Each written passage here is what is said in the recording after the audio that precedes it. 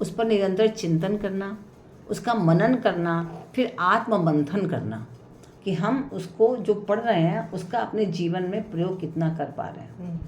क्योंकि पढ़ना एक बात है, पढ़ तो बहुत लोग रहे हैं।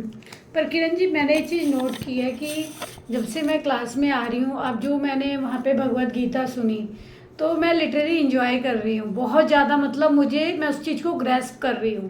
पहले और अब में बहुत अंतर है, बहुत ज़्यादा अंतर है। तो और ये जो सुना रहे थे उस दिन, तो उसके बाद गीता के बाद मैंने अभी ये सुना है भगवत गीता, तो वाकई में बहुत आनंद जिसको कहे कि दिल से आनंद मैं महसूस कर पा रही हूँ। पहले इतना मुझे लगता है कि ऊपर से जाती थी। अब आप समझने लगे ना, Yes, चीज़ को yes. समझने लगे तो आपके लिए आसान हो गया। हाँ। तो इसलिए हम जितना भी पढ़ें, हम 1 श्लोक पढ़ें या 3 श्लोक पढ़ें या 4 श्लोक पढ़ें, हम भले ही एक पढ़ें, लेकिन पढ़ने के बाद उस पर चिंतन जरूर करें, मनन जरूर करें, और फिर आत्ममंथन करें कि हम उसको कितना ग्रहण कर पाए।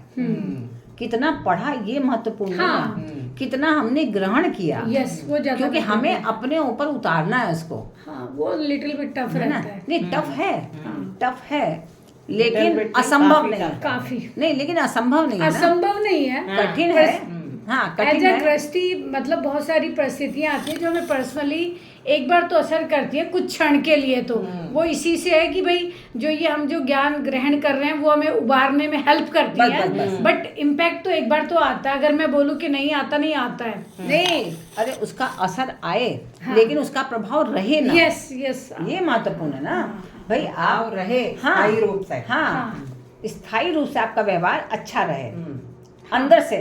आप ये सोचिए, जैसे हमने बताया ना कि जो एक्टिंग कर रहा है वो कहे कि हम उस समय गुस्सा करेंगे ही नहीं, ऐसे नहीं हो सकता ना। आप तो वो काम ये करिए कि आपको ये रोल मिला है, इस रोल में आपको डांटना है तो आप डांटिए।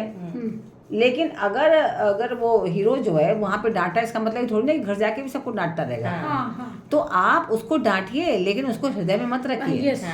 आपके संग दुर्व्यवहार हुआ, आप जो उचित समझे वो उसके संग व्यवहार करिए, लेकिन उसको हृदय में मत रखिए। उसके प्रति द्वेष मत करिए। भाई जिसने किया ना उसके प्रति अगर भाव बैठ गया तो नुकसान उसका नहीं, आपका होगा। क्योंकि आप हृदय में निरंतर सोचिए उसने मेरे संग ऐसा दुर्व्यवहार किया, तो जिसके कारण आप निरंतर जो अशुभ चिंतन में लगी हुई हैं उसको तो बाद में पता चलेगा, लेकिन उसका असर आप पर पहले हो जाएगा। आप डिप्रेशन में जा सकती हैं, आपका ब्लड प्रेशर हाई हो सकता है और बहुत सारी बीमारियां आपको हो सकती हैं। तो इसलिए आपको ऐसा चिंतन बिल्कुल भी नहीं करना है ना। तो अब जो है आत्म संयम रूप यज्ञ का वर्णन भगवान श्री कृष्ण कर रहे हैं कि आत्म संयम रूप यज्ञ कैसे किया जाए। सर्वाणि इंद्रिय कर्माणि प्राण कर्माणि चापरे आत्म संयम योगाग्नौ जुह्यति ज्ञान दीपिते। अपरे सर्वाणि इंद्रिय कर्माणि च, अन्य जो योगी लोग हैं वो सर्वाणि इंद्रिय कर्माणि, अपनी संपूर्ण इंद्रियों की क्रियाओं को, जितनी भी इंद्रियों की क्रियाएं हैं संपूर्ण इंद्रियों की क्रियाओं को, और प्राण कर्माणि ज्ञान दीपते, प्राणों की क्रियाओं को, प्राणों की भी जितनी क्रियाएं हैं प्राणों की क्रियाओं को ज्ञान से प्रकाशित, ज्ञान दीपते, ज्ञान से प्रकाशित, जो ज्ञान अभी आप लोग प्राप्त कर रही हैं उससे प्रकाशित ज्ञान दीपते। आत्म संयम योगाग्नो, और आत्म संयम रूपी योगाग्नि से, योग समाधि रूप अग्नि में जुह्यति, हवन किया कर देते हैं। सर्वाणींद्रिय कर्माणि प्राण कर्मणि चापरे। इस श्लोक में समाधि को यज्ञ का रूप दिया गया है। जब हम समाधि लगाते हैं, कुछ योगी लोग 10 इंद्रियों की क्रियाओं का समाधि में हवन किया करते हैं। कि जो हमारी 10 इंद्रियां हैं, जब हम समाधि लगाते हैं तो क्या होता है, कैसे समाधि लगाते हैं? तो आपको भी ध्यान किया, आपने ध्यान लगाया? थोड़ा कैसे लगाती हैं? पहले वो लगवाती योगा पे, पहले इधर आज्ञा चक्र। जैसे आपने ये सुना होगा ना, प्राणायाम जब हम करते हैं तो कुंभक लगाते हैं। कुंभक लगाते हैं ना। तो जब हम कुंभक लगाते हैं तो कुंभक लगा के हम सांस को रोकते हैं। तो जो सांस को रोकते हैं तो प्राण वायु को हमने रोका आपने। अच्छा।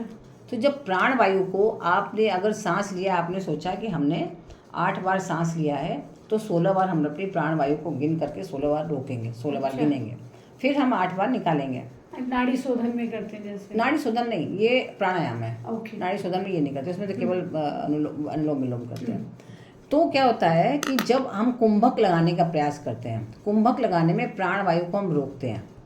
तो जब हम प्राण वायु को रोकते हैं तो प्राण वायु को हम जितनी देर रोकने का अभ्यास करते हैं, तो उसको अभ्यास करने के लिए सारी इंद्रियां जो है हमारी उसमें हवन हो गई। अच्छा।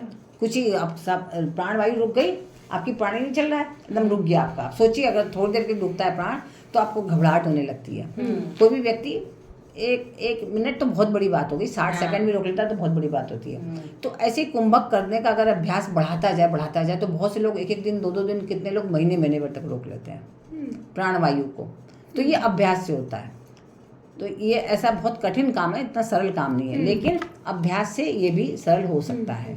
इससे आपकी आयु भी बढ़ जाती है ना, और सब चीज़ें भी आपकी बहुत तेज़ी से बढ़ने लगती हैं। तो इसी प्रकार से कि इंद्रियों की क्रियाओं का समाधि में हवन किया कर देते हैं। तो समाधि रूप जो हमने समाधि लगाई, तो समाधि जो लगाते हैं तो पहले किसी का ध्यान करते हैं, भगवान की किसी भी रूप का ध्यान करके उसमें अपने को एकाग्र कर लेते हैं और फिर प्राण वायु को रोकते हैं। तो प्राण वायु को रोक करके फिर जब समाधि में हमने किसका हवन कर दिया, अपनी इंद्रियों की क्रियाओं का, कि अब इंद्रियां कोई भी क्रिया नहीं कर रही हैं, सारी इंद्रियों ने क्रियाएं करना कर दिया बंद। हाँ, सब कुछ सब बंद। तो बुद्धि सहित है, मतलब इस समाधि अवस्था में मन और बुद्धि सहित, खाली इंद्रियां नहीं, मन भी रुक गया और बुद्धि भी रुक गई। तो मन और बुद्धि सहित संपूर्ण